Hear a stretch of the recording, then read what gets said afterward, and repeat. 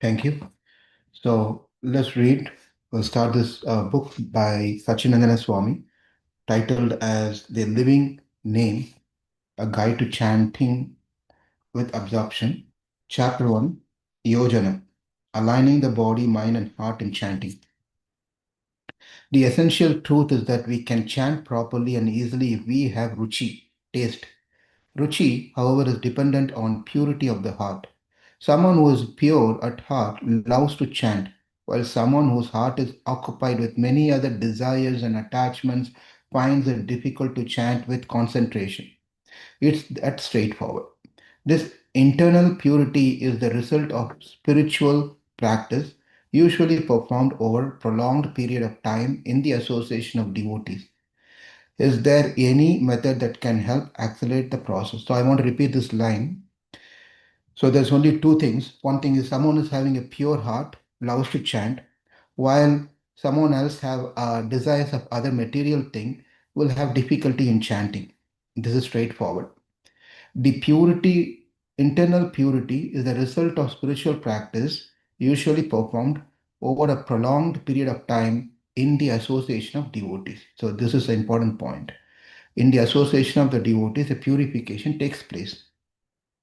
Now, the question is there any method that can help accelerate the process?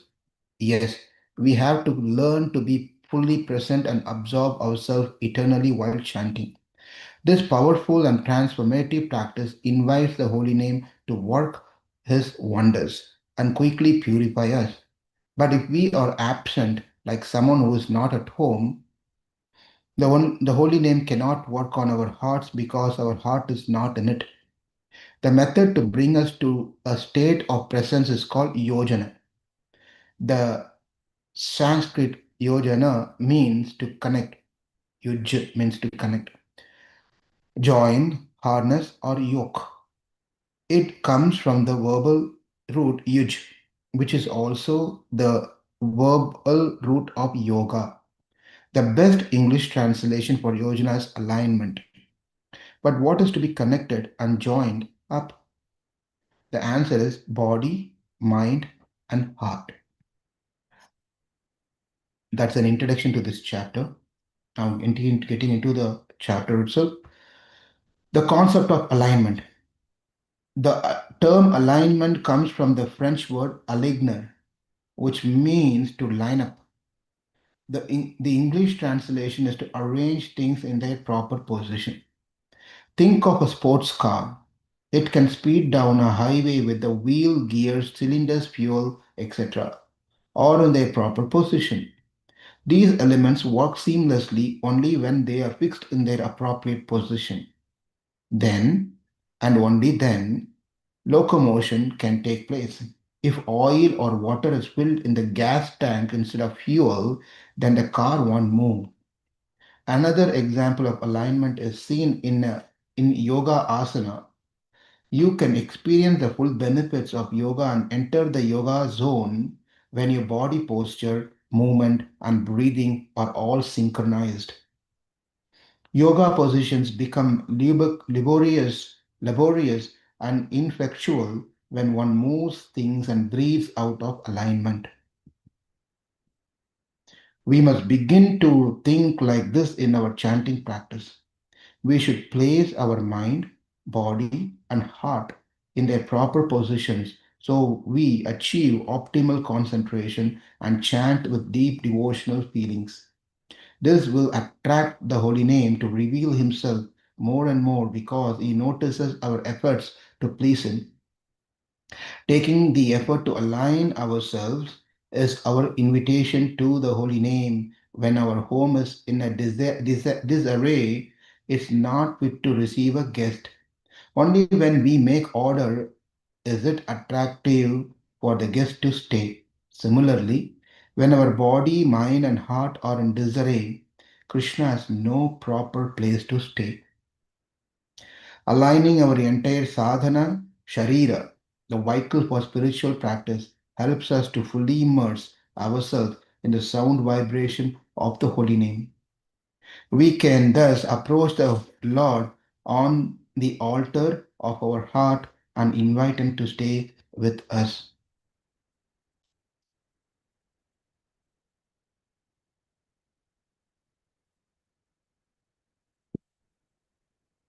The three temple gates, an analogy, like a vehicle example has been given. Now Maharaj is giving an example of a temple gates. The Sri Rangam temple in South India has three distinct gates called gopuras. When one wants to enter the temple to take darshan, see the deities, and be seen by the deity, one has to come cross the first gate and pass through these outer walls that surrounded the temple. Then comes an inner wall with another gate, and finally the innermost wall and one last gate. Only after passing through these three gates can a person stand before the sanctum sanctorium, the room where the deity of Lord Ranganatha resides.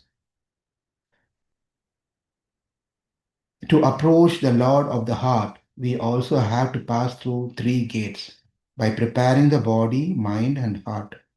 We have to learn to gradually tune inward by aligning ourselves while we chant. If we do so, we have done everything in our human power to approach the Lord for his darshan. This is a very beautiful this is a very beautiful point. To approach the Lord of the heart, we also have to pass through three gates by preparing mind, body, and heart. We have to learn to gradually tune inward by aligning ourselves while we chant. Because most of the thing is all about we tuning towards outward, you know, less we concentrate on tuning ourselves inward. All with all these things that's happening about building network and talking to people and increasing your contacts and all those interesting things is all about doing outward things.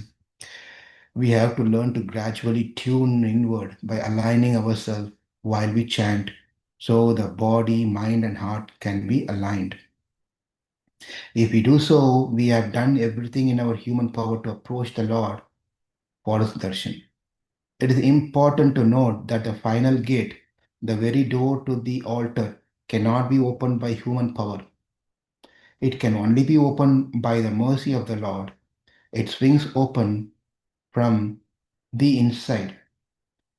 Thus, the revelation of Krishna is purely his mercy and not the result of applying a technique, no matter how good the technique looks in our eyes. This is beautiful. So again, that's just an introduction to the three temple gate analogy. So we'll see aligning the body, aligning the mind, and so forth in the coming pages. Thank you all very much. Hare Krishna.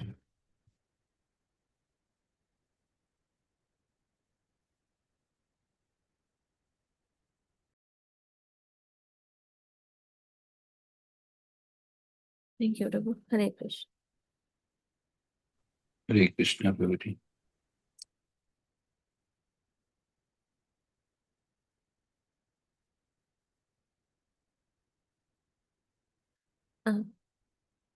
We'll close the call today and we'll join tomorrow at 4:30. Thank you. Hare Krishna. Hare Krishna. Thank you.